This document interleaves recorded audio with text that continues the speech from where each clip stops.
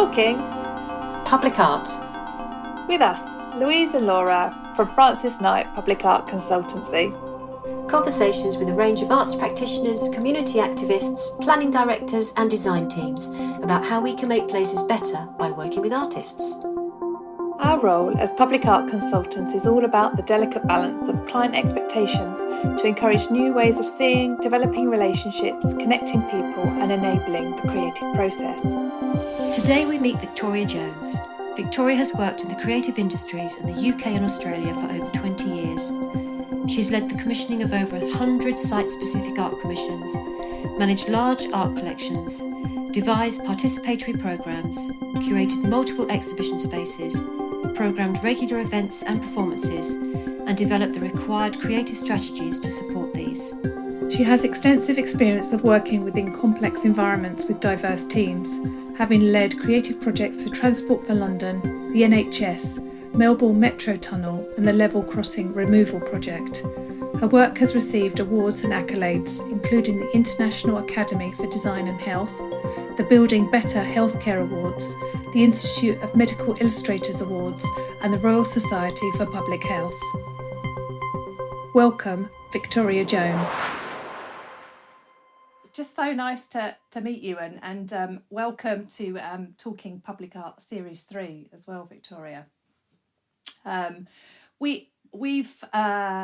We're obviously connected on LinkedIn, so and what we've really enjoyed is some of your posts in the past, because you're quite honest about things, and we absolutely love that. a little bit too honest for some people. Oh, I think it's quite refreshing actually, because we're all thinking it. They're all thinking it. Yeah, and I think it's the clients that it unsteadies. Well, I don't think that's a bad thing then, is it, really? It's maybe not done me favours on occasion. Okay. Well, we can talk more about that, but I just think we find it really refreshing, and actually part of the reason we do this podcast is to have these conversations that don't often get aired.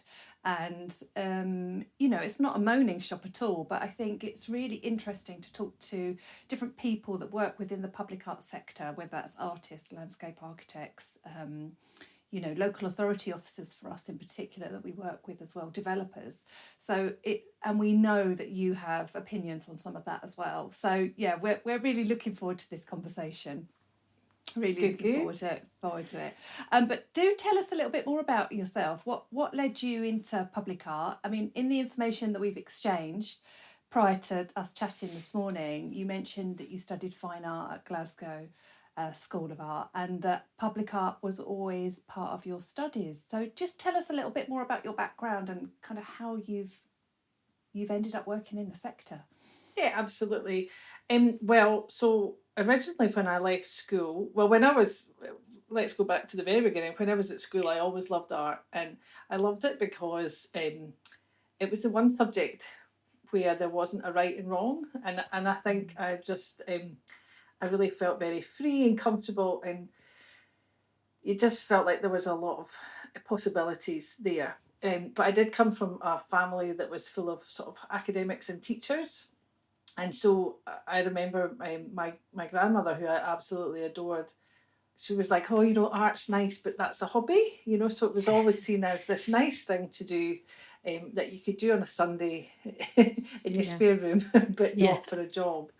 And so when I first left school, I actually went and studied English at university.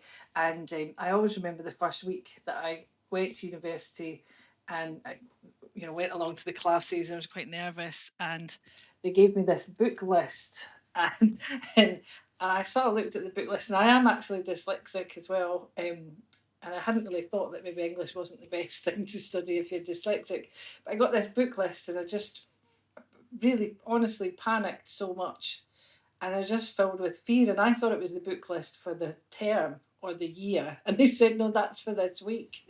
Oh my God. And it's funny because now I have a 14 and a 16-year-old, and I just keep saying to them, don't rush into any decisions, because it was a rushed decision. But anyway, I think it was that book list that just made me go, this is not for me, this is not my place, and And then when I started, and at that time, your fees were paid in Scotland, although I believe they still are now. They've gone back to that. But at that time, if you wanted to change course, you had to pass. And if you didn't pass, you wouldn't get forward fees. So the pressure was on.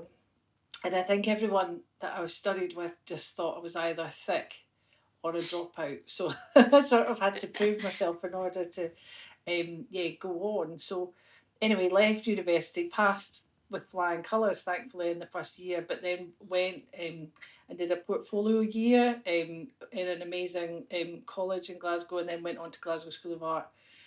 And when I got there, I just knew it was everything that I thought it would be, but I sort of never felt like I fitted in because I didn't really speak the waffle that everyone else spoke, and I always remember feeling like everyone else had a handbook for the waffle that I maybe hadn't gotten, and I must have been off for something and I didn't. So I've never really been into. I mean, look, obviously I've read lots of theory, I've read lots of art history, and I know the waffle, but I don't really engage with it that much. And there's a lot of waffle. You're right. There's a lot of waffle, and there still is a lot of waffle. Actually, there's huge volume. I know, but I think actually, I think that's why I'm so particularly passionate about public art, because yes, look, you can talk endless waffle about public art if you want to, but for me, it's actually got to stand on its own 2 feet and have that impact with someone who knows nothing about the theory and the waffle.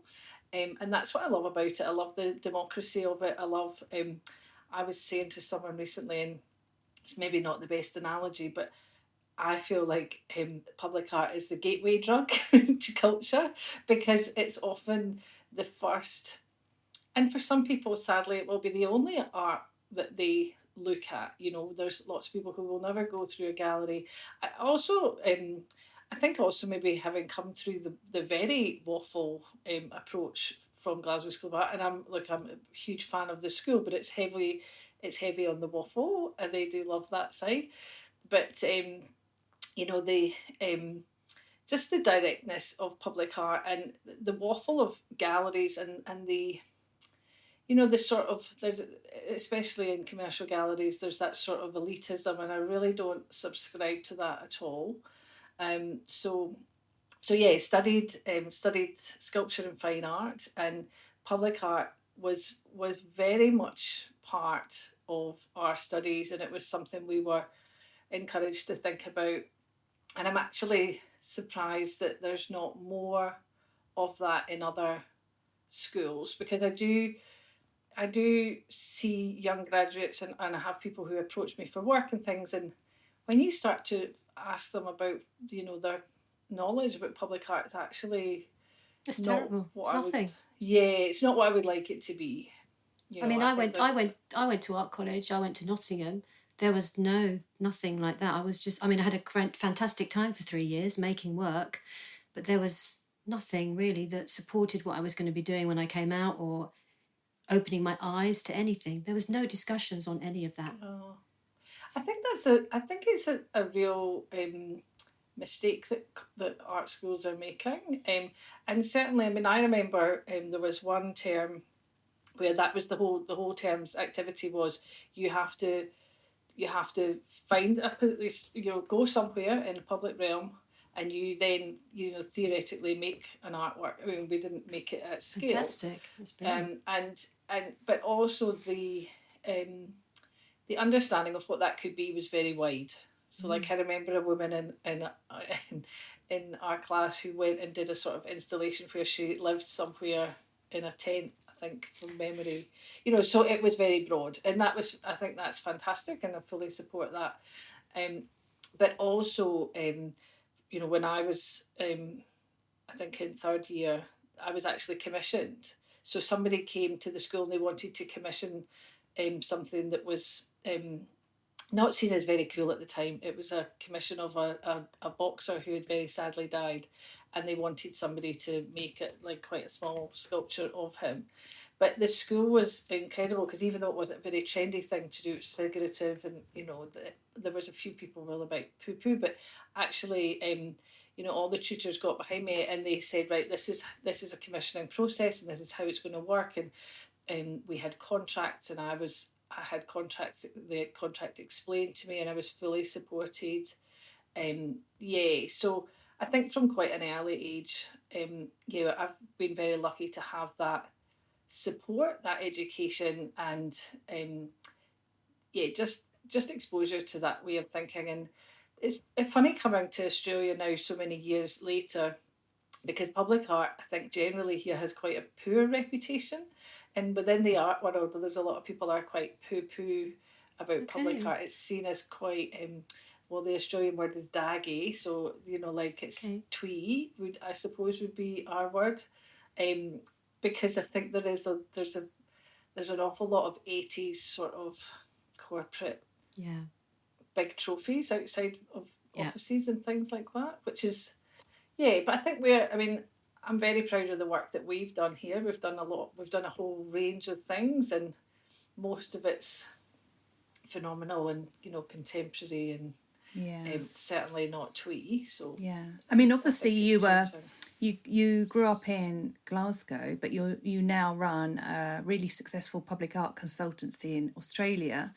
So what was your career pathway then, from being at art college and potentially being an artist to yourself and potentially delivering that public art yourself? How did it all start? Somebody said to me the other day, they said, is there anything, they said, you've done so many weird things. I love that. So I've done my fair share of weird things. Went to art school after the failed university attempt, and when I came out of art school, I was really lucky. When I first came out of art school, I was approached by the BBC at my degree show, and they asked if they could commission me for. They wanted me to, they saw a sculpture in my degree show that they wanted to use in the television show. It's a very ridiculous story, but anyway, then when I explained to them how the sculpture was made, they then said, "Oh, can we actually commission you to make a new one, and can we film you making it?" And so I was really lucky, and then I had a couple of shows overseas as well. So I was actually really fortunate and had probably quite good prospects straight out of art school. But I think 4 years of Glasgow weather had killed me, and I'd always had this dream to come to Australia. So my older brother had travelled a lot, and he'd been in Australia, and so I had this idea of Australia, and I was like, no, I need to get out of the dreary weather. And so even though I had a couple of great opportunities straight out of art school, I then after doing the commission and the couple of had an exhibition in Chicago and with Sotheby's. It was a wild time when I think about it. It's incredible, And then I had an exhibition in Germany, which was a bit weird. Great, but unexpected. Anyway, then they then ran off to Australia to be backpackers with what was my then boyfriend, now husband, and and so then lost all that momentum because we just had a year of working in bars and doing backpacker kind of jobs, and we lived in a rainforest at one point. We had an amazing time, but then when we came home, boyfriend, now husband, said, "Oh, I want to go and study third world development." And so when we returned to the UK, we actually moved to London, and that was really where the artist career ended, but the arts other career began, because when we came to London, actually when I first came to London, I was doing an artist residency at a place called the Florence Trust, which was just amazing, and it was a year-long residency, but very quickly in London realised that you can't be an artist unless you're independently wealthy or have some other trick that I didn't have, so it was so expensive. And so I got a job. First job was at Whitechapel Art Gallery, where I was the access and communities curator. So we were working with really hard to reach communities, which was an incredible job and an incredible place to work, and an incredible team under Ivona Blaswick. And that was just like, as an introduction to London, it was incredible, because obviously with the job came a lot of social events at the gallery, and then also invitations to just the craziest, like basically all the big galleries. So just was so immersed in the art world. And then after that, I got a job at London, at London Underground, which completely different. It was a very different, very different. But London Underground was also the beginning of what then became a lifelong sentence of connection to trains, which I'll come back to. Yes. And didn't ever seem to get away from the trains. So London Underground was really challenging in a lot of ways. Probably best not to say too much about some of those challenges, but it was one of the things actually that was very challenging was the technical aspects, because I remember if you even wanted to put up a poster, the amount of forms you had to fill in, and it was crazy. So the bureaucracy there was quite full on.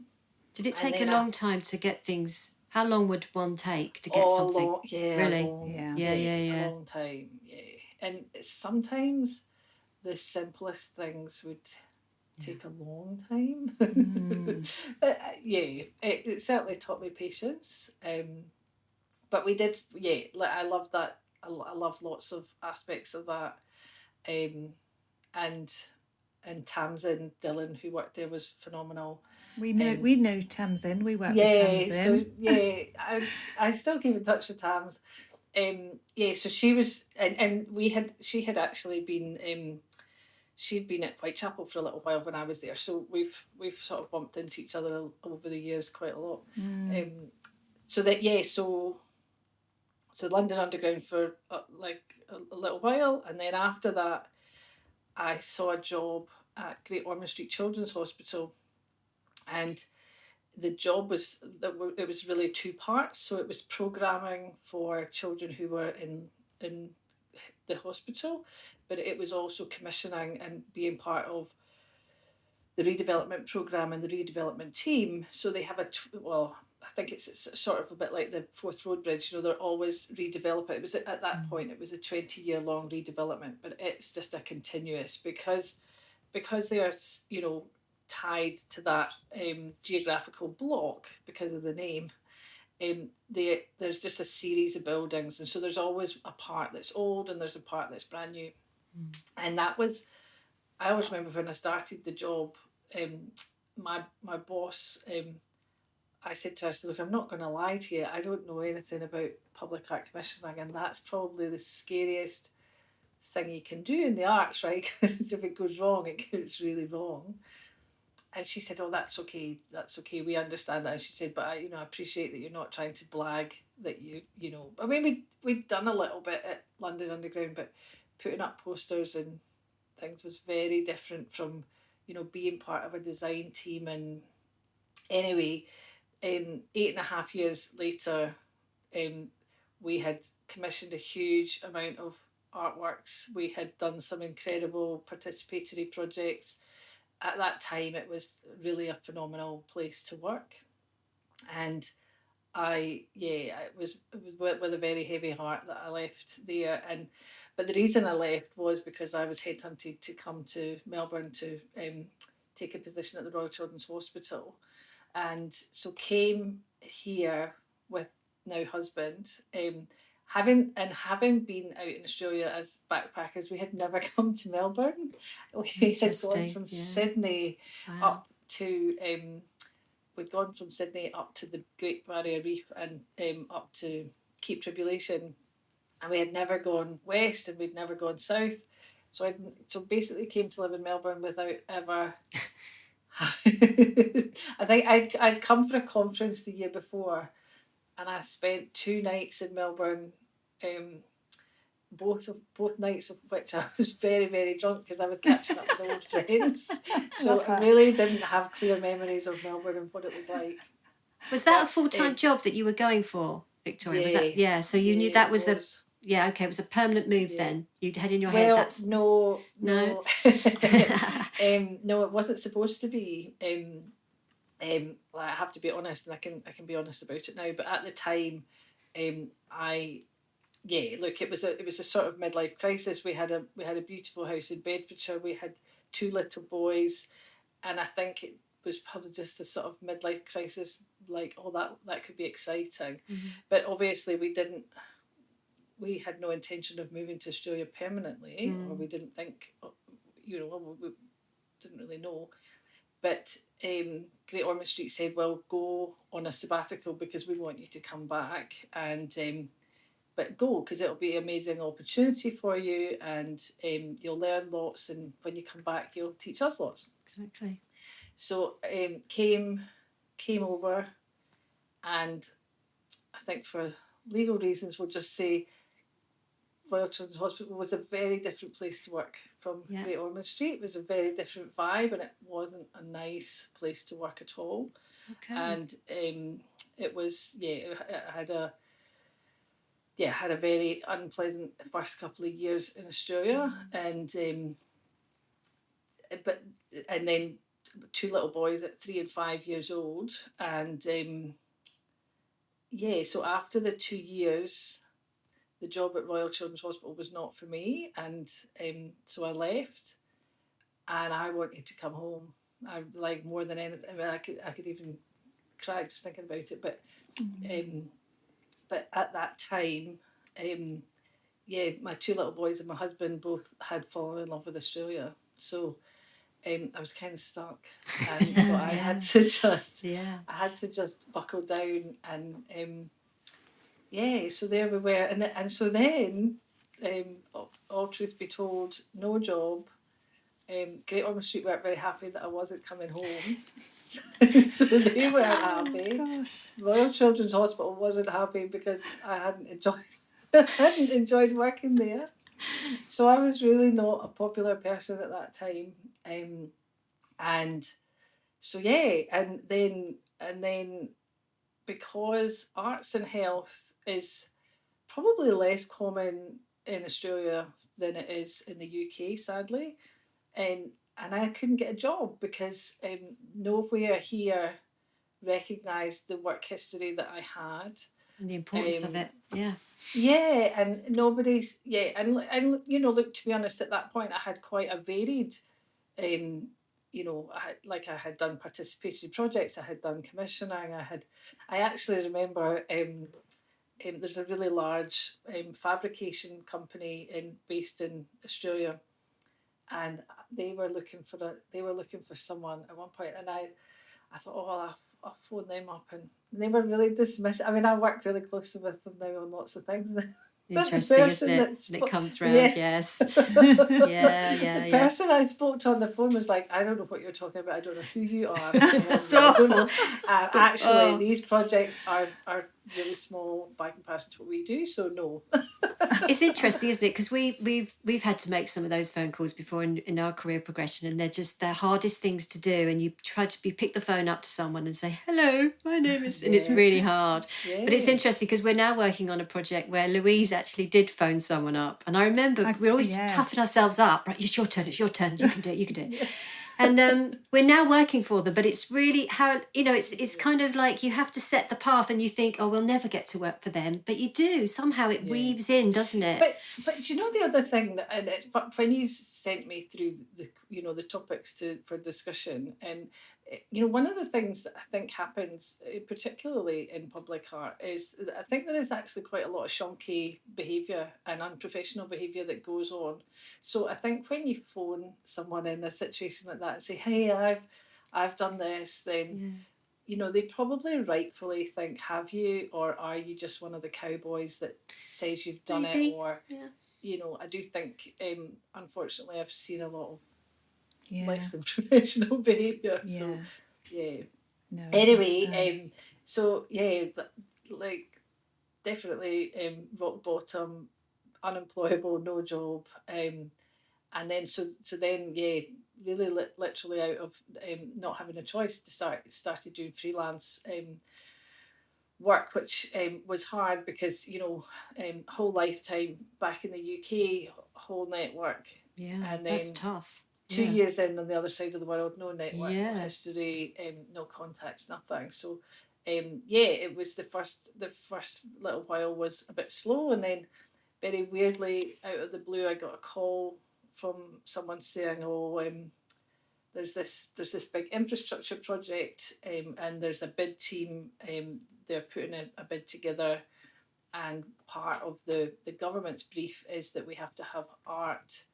And we've heard you've worked for London Underground, so you probably know a bit. Stations. Here we go. Yeah, so the trains, the haunting of the trains began. So I think I was asked to do 10 hours. Did 10 hours, and it was quite a high pressure bid team, as they often can be. But there was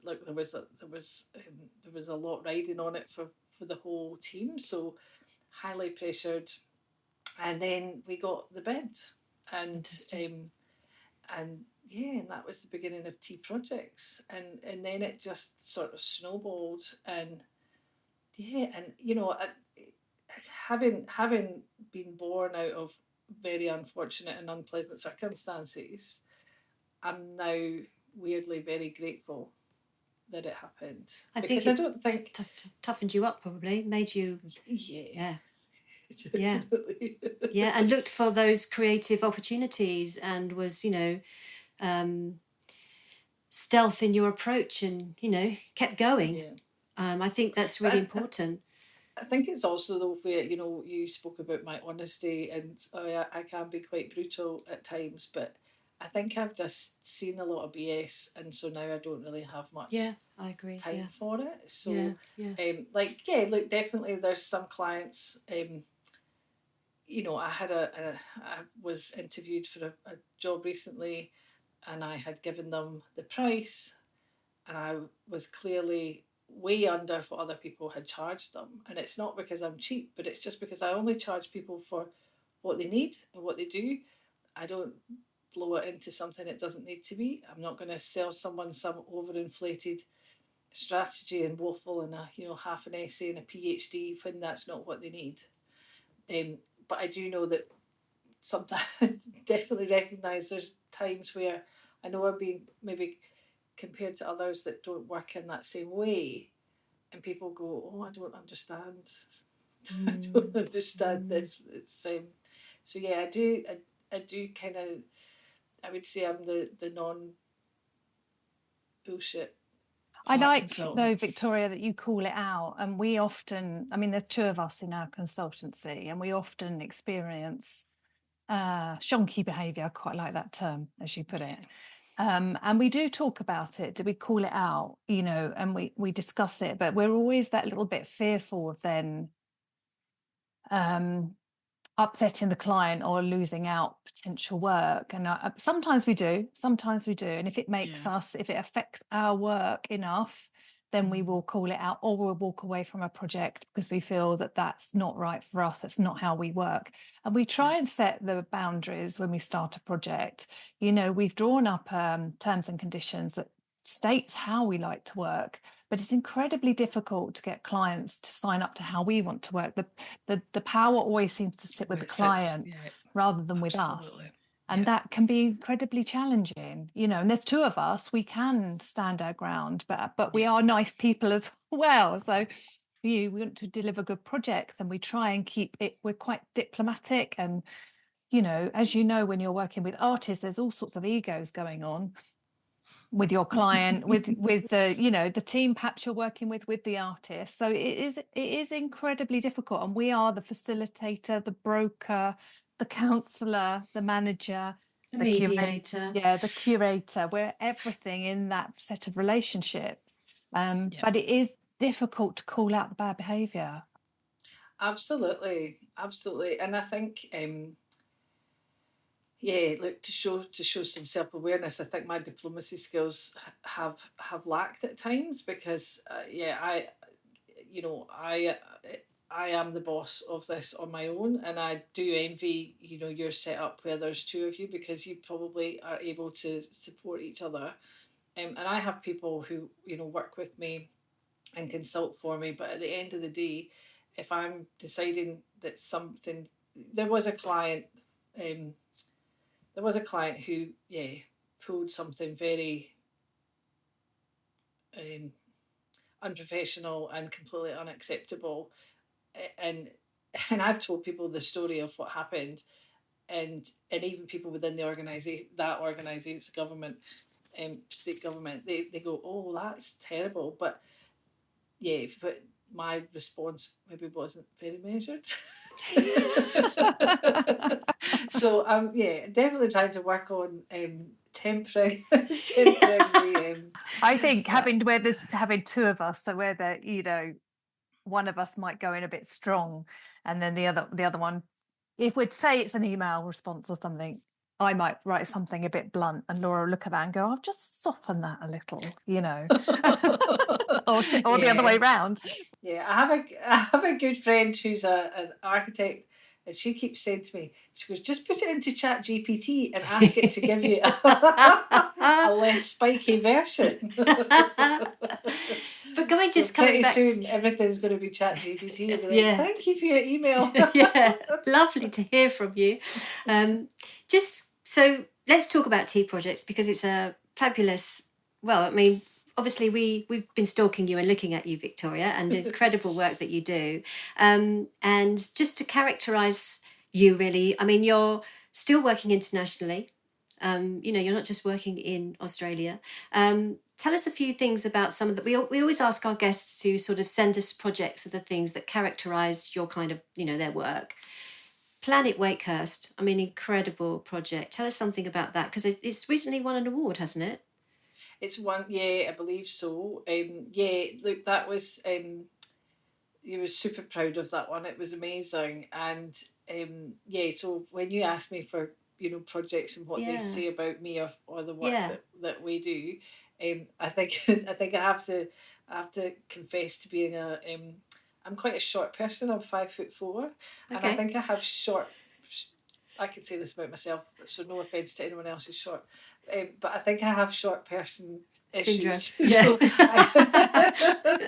I definitely have size issues. I'm a complete size queen, and obviously working in public art, a lot of it's big, and I get really excited about big. Oh, it's stunning! That was big. That was big. The bigger, yes. The bigger is the sort of more, and it's weird as well, because so many things I've done are big in size. Like from atriums to stately home, the size of a stately home.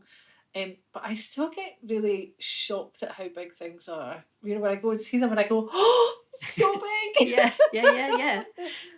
So that one was amazing, and I'm incredibly lucky to work internationally. I would love to do more in the UK and across Europe. The projects that have done there are it's old contacts, and it's people who know me and who know they know the results that I get, but they also appreciate that no nonsense, no BS approach. And so we were the team at Wakehurst came to me and said, we have a bit of a problem, because we have this stately home. It's we have a large number of visitors and paying visitors who come to see that home, or that that's the sort of jewel in the crown, and it's going to be wrapped up for 2 or 3 years, and it's going to look really ugly. There's nothing to see. And they said, look, we've tried. They had written a brief, and they had tried to find an artist, and they hadn't come up with anything exciting. So they said, can you have a go? And what happened also, I think another thing that I think is a good example, that project, and some other projects the same, but often clients, and you guys probably have the same thing, but clients will come and say, oh, we want a local artist. Now, I understand those sentiments, of course, but when we're limited to trying to find a local artist, it's really going to limit the outcomes. And so we said, well, obviously we will try and include local artists, but could we push it wider? And then they went, oh, okay. And then I think we got to England, and then I said, well, could we go wider?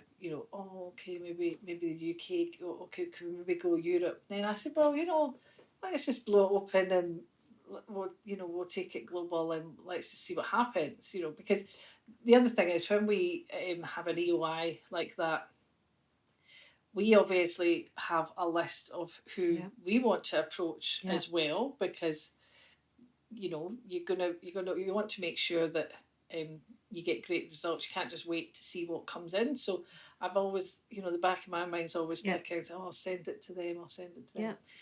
And actually, the artist who ended up being selected,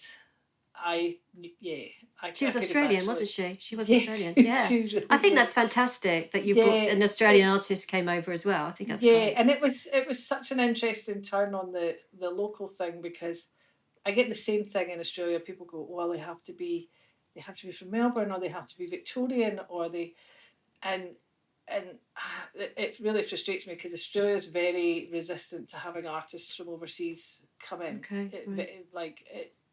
Almost all clients are very resistant, and so it takes a lot of persuasion. So when I was actually able to say to clients in Australia, well, we do also take Australian artists elsewhere. Exactly.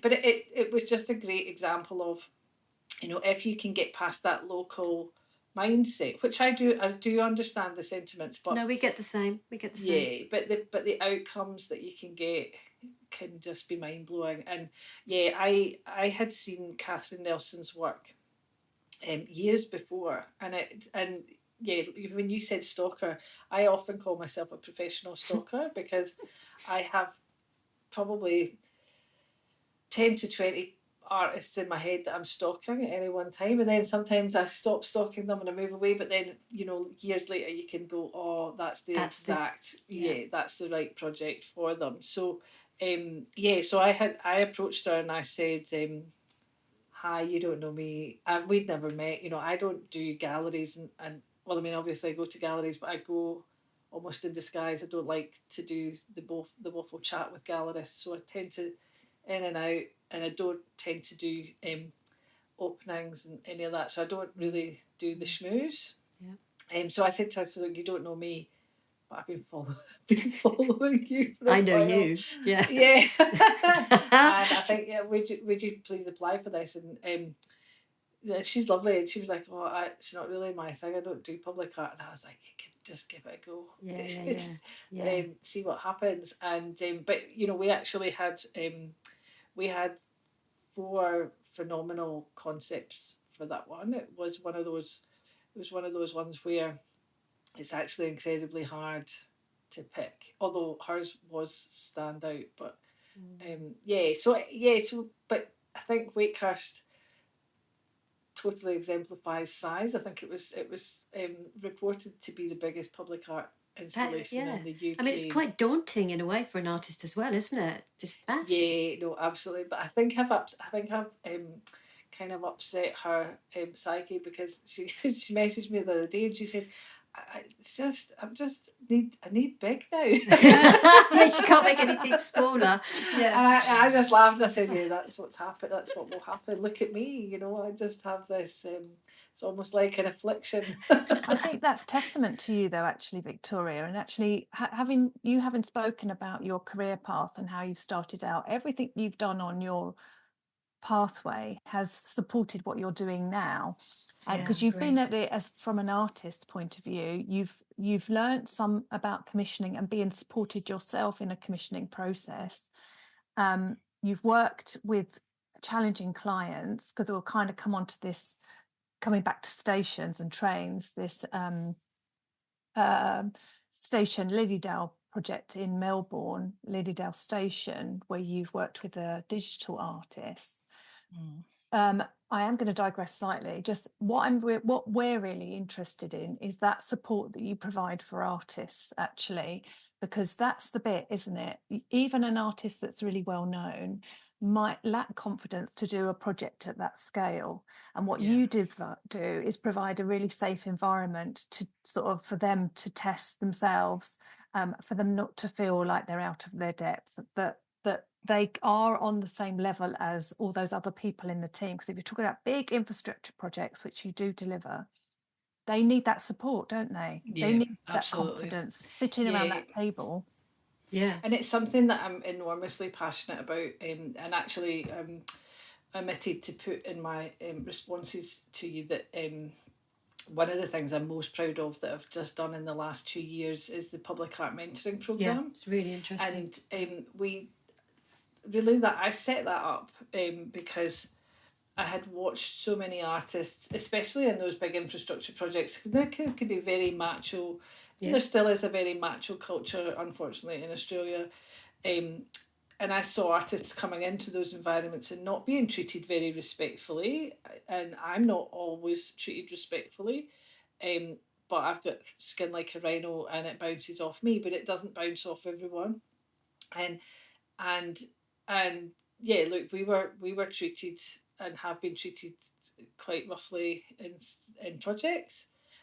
So yeah, I think as well, I was very aware, as we touched on earlier, that kids are coming out of art schools with no training and no preparation on this, and I think I saw people being very overwhelmed. There's one artist in particular that we worked with who we were in a project, and he actually had trained as an architect, so I had presumed he would be fine. And we came into this project, and we became we worked very closely throughout the whole process, because he was just like, this is nuts. And he had it was really tough for him. So the public art mentoring is basically where we break down the public art commissioning process, and there's a series of lectures that happen over 9 weeks, and it's the chronological stages of a public art commission and all the experts that are involved, and each person, minus the waffle, just explains their role, their perspective, and then has a bit of a show and tell, to be honest, about here's one we did and this is what happened, and we break down some of the very practical things, like how are these actually assessed. So because I think people often don't realise how things can be, and obviously there's different ways different projects are assessed, but certainly with the big infrastructure ones, there'll be a scoring sheet and there'll be criteria, and it's like an exam, really.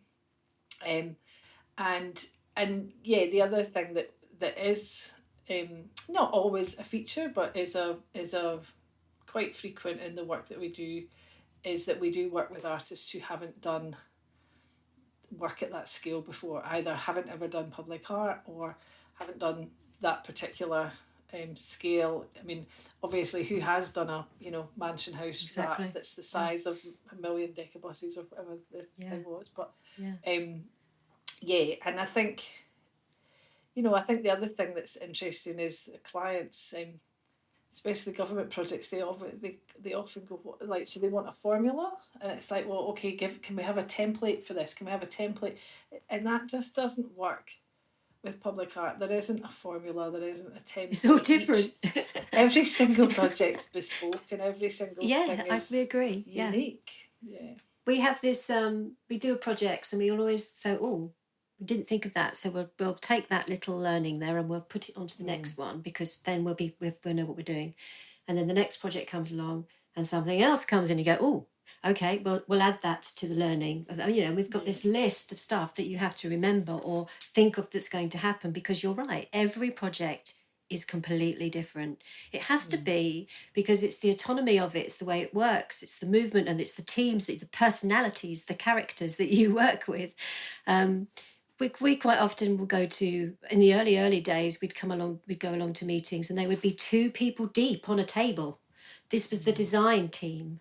And you'd like sit there and think, right, okay, and when do we get to speak? Oh, we're at the bottom of the agenda. Okay. So can we go Last to 5 the minutes. top of the agenda? Because if we go to the top, we might be able to solve some of these things that you're trying to sort out here.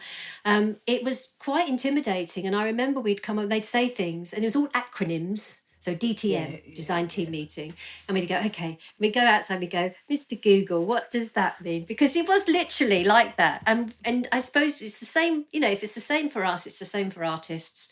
It's lovely to be able to hear that you are supporting them and helping them, because it is intimidating. We've had many a time inside a horrible office on the middle of a development site. So it's an echoey, horrible metal box, and you're all sitting and there's no air, there's no food, there's probably loads of coffee, and everyone's trying to sort out and the artist is sitting there, and then they'll sort of look to the artist, and you can see, it's an intimidating situation.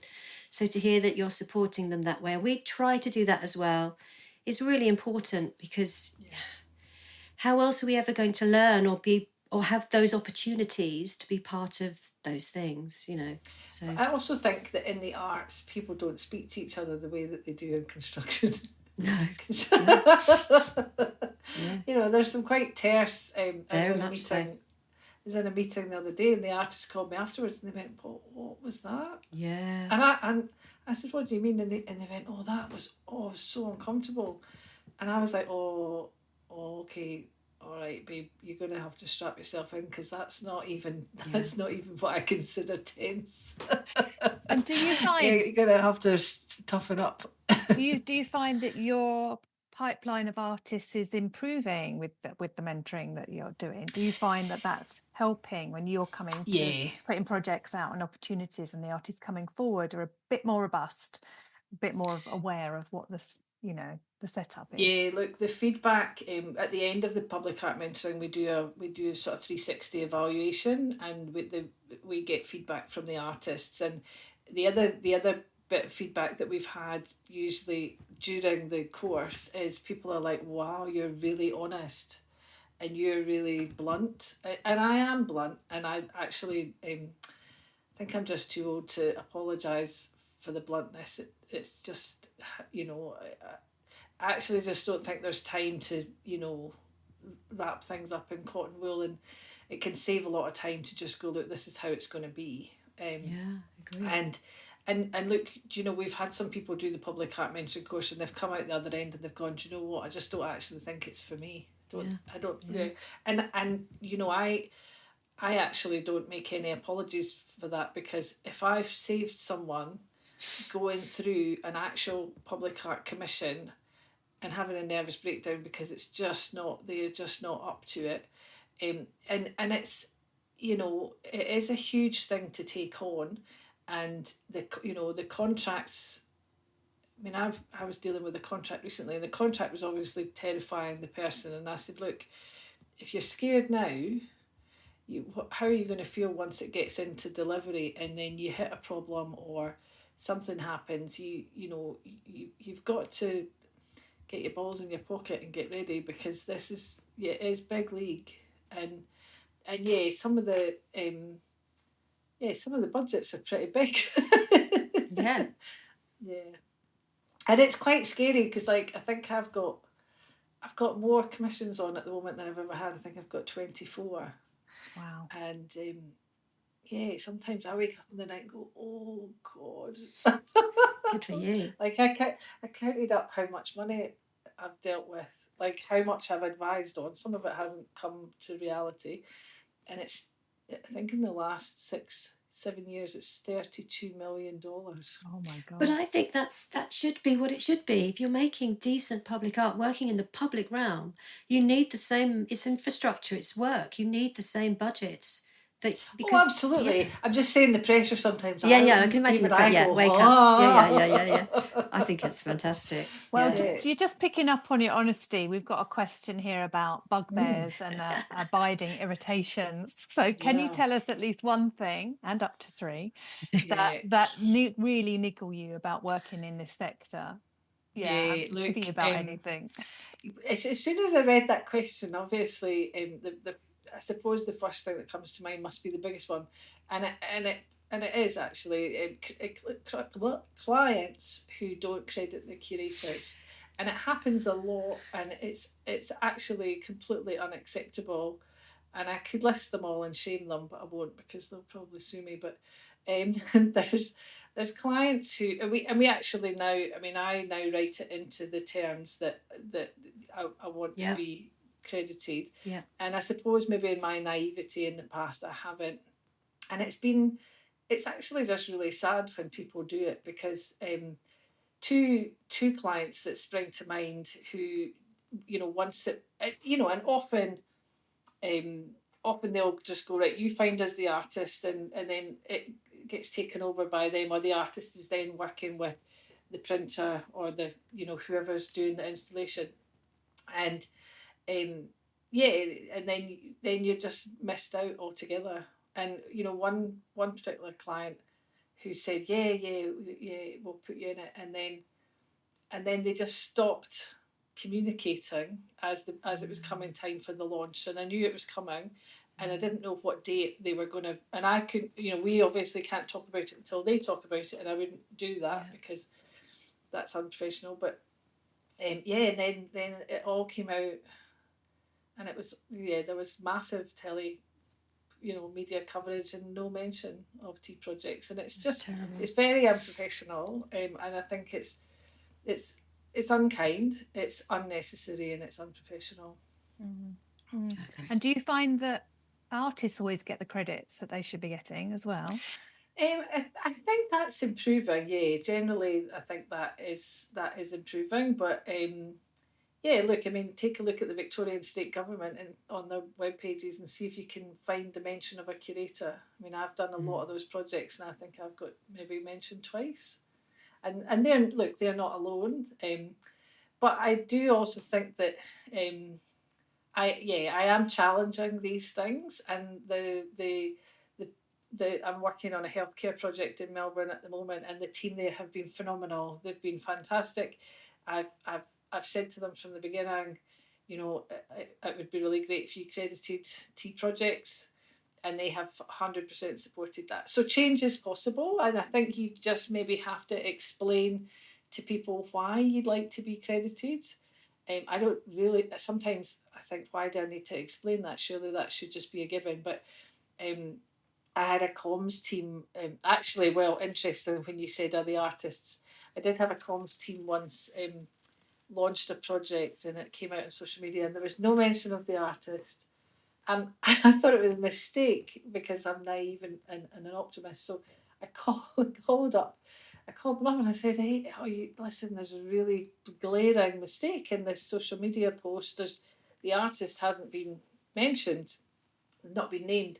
And they said, oh, leave it with us. We'll go and talk to the comms team, find out. And they came back, and the email came back, and they said, oh, yeah, the comms team have decided that the artist is a supplier. And because they're a supplier, they're not going to name them. I just laughed, and I said, well, if we were promoting a book, would you think about promoting a book without mentioning the author? Oh no, I don't suppose so. And I said, well, it's no different. And it's like talking about the producer of a movie or the director of a movie. They get credited. So I think it is a visual arts thing, and it needs to be addressed, and it definitely needs to be called out. But also, I'm contracting it out now, so that's good. Yeah. Well, we're coming up to our 20 years now, Francis and I know you've been working a long time as well, Victoria, with in your career. And we always try to look towards the future, the aspirations of what we want to do. Is there something or a project that you would really love to do, or an opportunity that hasn't come your way yet that you're really interested in? Something yes. Yeah, there's lots and lots of things, but there is a sort of unusual thing that I want to do, and there's an artist and an artwork that I want to do this with. Right. I really want to. There's an amazing. I should probably ask his permission before I say it, so I won't mention his name. But there's an amazing First Nations artist here in Australia who's phenomenal, and he and I talked about putting his artwork in the bottom of my swimming pool. We built a swimming pool in our back garden 2 years ago. Yeah. And it was actually my husband's idea. I have to give him the credit. But we were sat in the back garden having a glass of wine, looking at where our swimming pool was going to be built. And he said, "Oh, wouldn't it be amazing if we had one of those artworks? Because we've got some of these artworks in the house." And I was like, "That's incredible," because these artworks often include elements of sky, and so it would be a reflection of the sky in the bottom of the pool. Anyway, very unfortunately, our pool builder did not have the imagination and capacity to understand the idea of having an artwork into the tiles of a pool. So yeah, if anyone out there has a swimming pool that they want an artwork in, I've got the perfect artwork. Okay, well, that's the magic of this podcast. We're just putting it out there for you. I manifested it for you. Yeah, I did. I was actually I was approached by a hotel developer who was trying to get a project get across the line in Melbourne, and they had a rooftop pool. Oh, yeah. And I was desperate to get it in there, but they didn't end up proceeding. Well, we'll for them. The next one. Yeah. We'll for them. Yeah, no, I think that's the future, artworks in swimming pools. Yeah, they have done that in Edinburgh, though, haven't they? There's a. Oh, have they? So just outside of Edinburgh, I'd have to think, I can't even think of the name of the place, which has quite a lot of land art, but they did a swimming pool piece as well. Oh, wow. I need to look that up. Yeah, I think that was done. There's a lot of quite tacky rooftop pools in Las Vegas with sort of dollar signs and dollar bills and things. Yeah. Little bit. I want to go a little bit more classy. Yeah, definitely. Yeah. And so our final question then, Victoria, which we ask all our guests, is: can you tell us at least one little known fact about yourself that we might not already have guessed? Kind of hesitant to expose myself on this because it is a recent thing, but I have in my middle age become a very enthusiastic amateur potter. Ooh. And this Friday I'm buying myself my own kiln. Oh, wow. Yeah, so very enthusiastic. That's how enthusiastic I am. Yeah. It kind of comes back to, you're coming full circle, aren't you? It is full circle. But I was explaining to my husband the other day, he said, "I suppose it's a bit like you going back to being an artist." And I said, "Yeah, but pottery it's the whole creation and creative part, but without the pressure of art, like I think when I was making artworks or when I was drawing, I always knew what I wanted it to look like, but it maybe wasn't as good as how I wanted it to be. Whereas with pottery, if it just actually works and gets through the kiln and doesn't explode, then that's a success." There's so many things out of your control with pottery, isn't there? That you... Absolutely. The mystery of glazing. Yeah, but you're being creative and getting, it's hands-on as well, isn't it? Rather than absolutely. Kind of it's very, all the very therapeutic. Yeah, very. And it takes all that stress when I start thinking about how much money all the commissions are, and am I going to find the right artist, and blah blah blah. Yeah, it just takes all of that noise away. Yeah, really interesting. Yeah. Oh, it's been brilliant talking to you today. I know it's the evening for you, it's the morning for us, but it's just brilliant to chat to you about being a public art consultant and all that entails. So thank you so much for your time, Victoria. Lovely. Thank you, Victoria. Thank you. Cheers.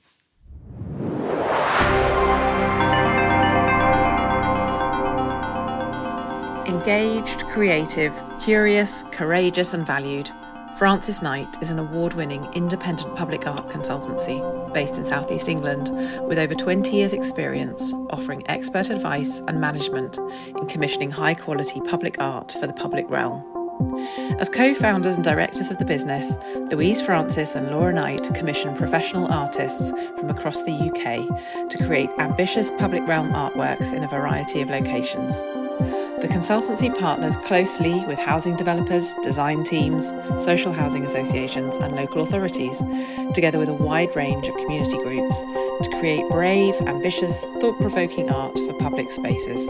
Next week, we talk to Birmingham-based landscape architect Joe Gerard on his fascination from a young age with design and engineering, on understanding the landscape and designing with spaces and blobs, and on learning the language of artists and creativity, plus winning a Lego competition as a kid, playing his retro synth and putting Birmingham's Jewellery Quarter on the world stage. If you enjoyed this episode, we would really appreciate it if you could rate, review and subscribe to our podcasts. It helps us spread the word on demystifying public art.